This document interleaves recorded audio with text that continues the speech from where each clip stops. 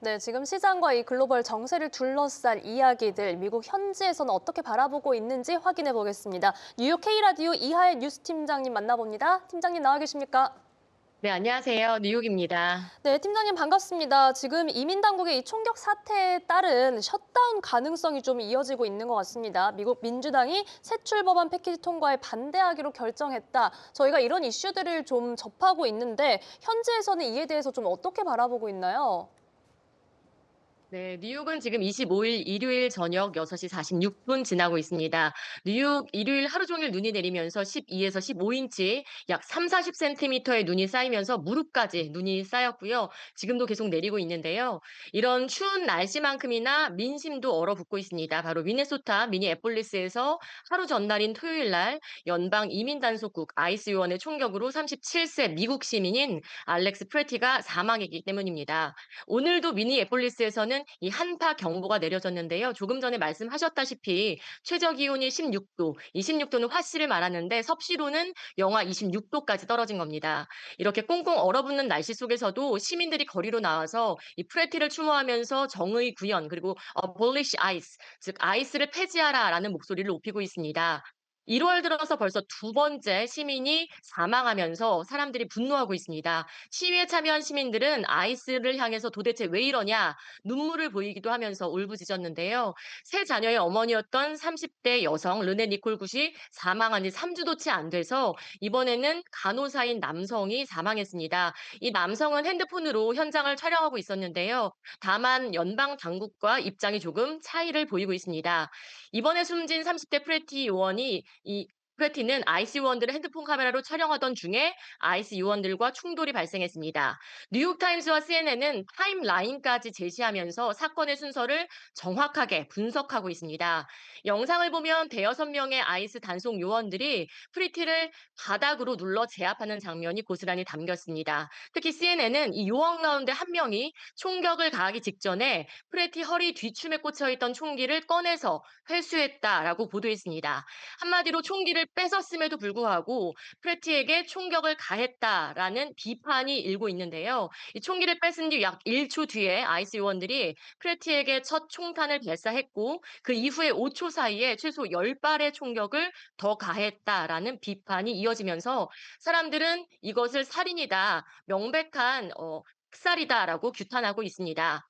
이번 사건으로 숨진 프레티는 미니애폴리스 재향 군인병원에서 5년 동안 중환자실 간호사를 근무하면서 이웃들을 섬겨온 것으로 확인이 돼서 더욱더 분노를 일으키고 있습니다.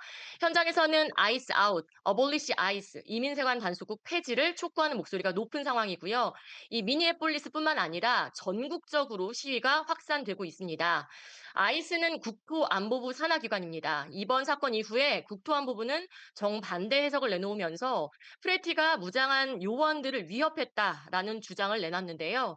트럼프 대통령 역시 프레티의 소유라고 주장하는 권총 사진을 자신의 SNS에 올리면서 총탄을 발사할 준비까지 돼 있었다라고 주장을 했습니다.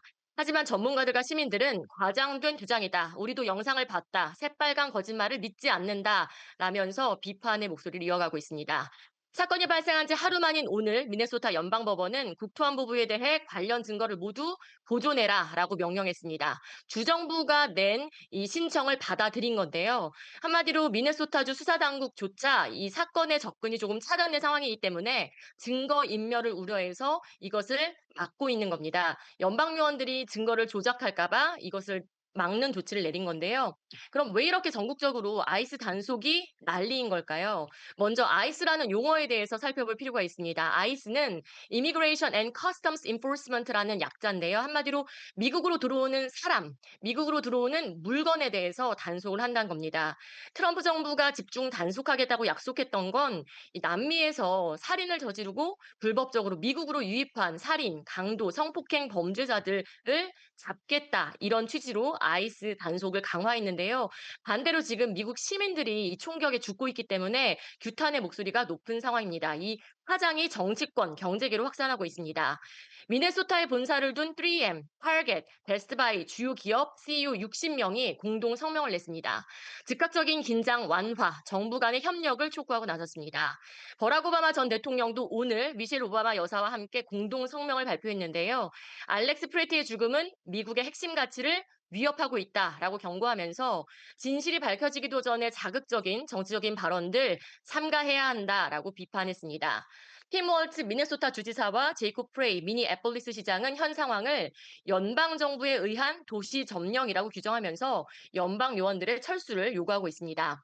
정치권으로도 사건이 번지고 있는데요. 민주당 상원 의원들은 아이스와 국토안보부의 예산 법안 패키지 통과를 거부하겠다라고 밝혔습니다. 한마디로 이 아이스 요원들에게 인력을 증강하면서 더 투입되는 예산을 승인하지 않겠다라고 반발하고 있는 겁니다.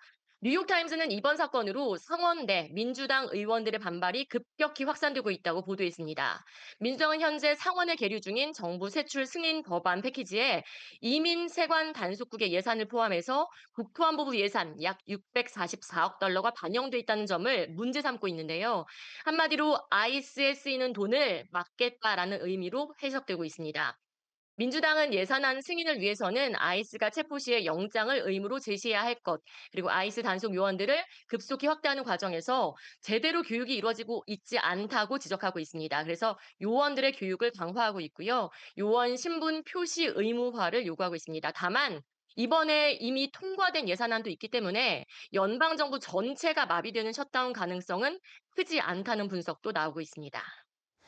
네, 이렇게 지금 내부에서 불거지는 갈등 상황 그리고 셧다운 가능성에 대한 부분까지 같이 진단해 주셨습니다. 한편 나라 밖으로도 좀 긴장감이 감돌고 있는 모습입니다. 주말 사이에 미국의 이 해군 함대가 이란으로 향하고 있다, 인도양으로 진입했다 이런 소식들이 나왔고 국제 유가도 좀 급등을 했는데 지금 현지에서는 이에 대해서 좀 어떻게 바라보고 있을까요?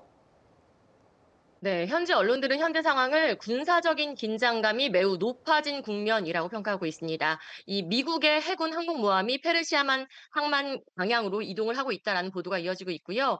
시장에서는 호르무즈 해협 봉쇄 가능성까지 거론되고 있는 상황입니다. 원유 공급 차질 우려가 커지면서 유가 당연히 영향을 받습니다.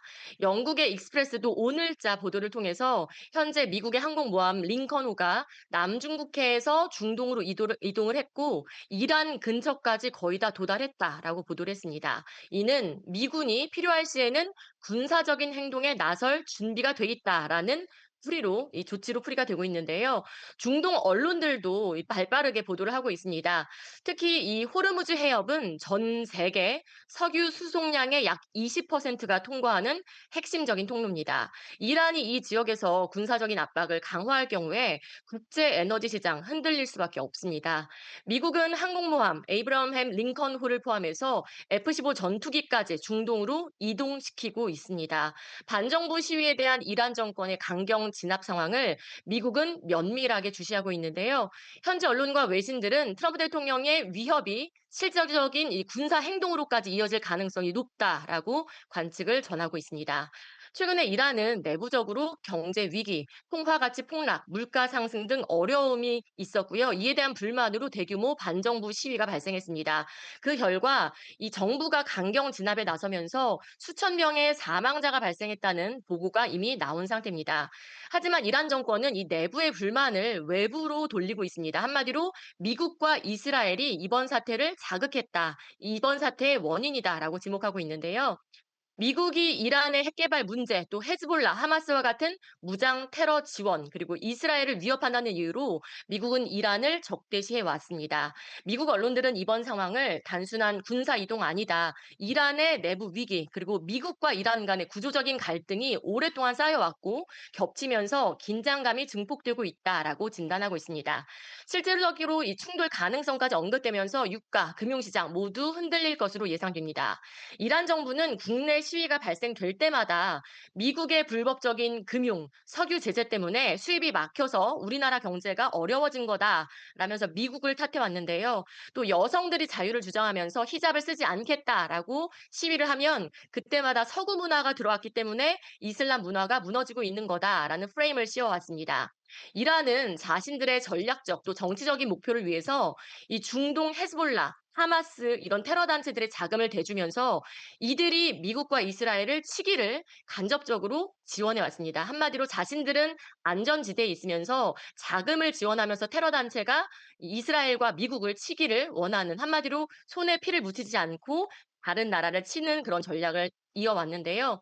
이란은 자신이 직접 군사행동에 나서진 않으면서 국제적인 제재, 보복 위험이 크기 때문에 이렇게 이스라엘과 미국을 공격하는 방법을 택해왔고요. 지금 이렇게 군사적인 긴장감이 높아진 상태에서 유가와 금융시장은 당분간 불안정한 장세를 이어갈 가능성이 높은 상황입니다.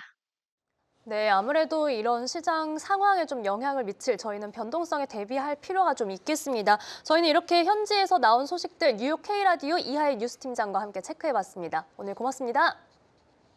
감사합니다.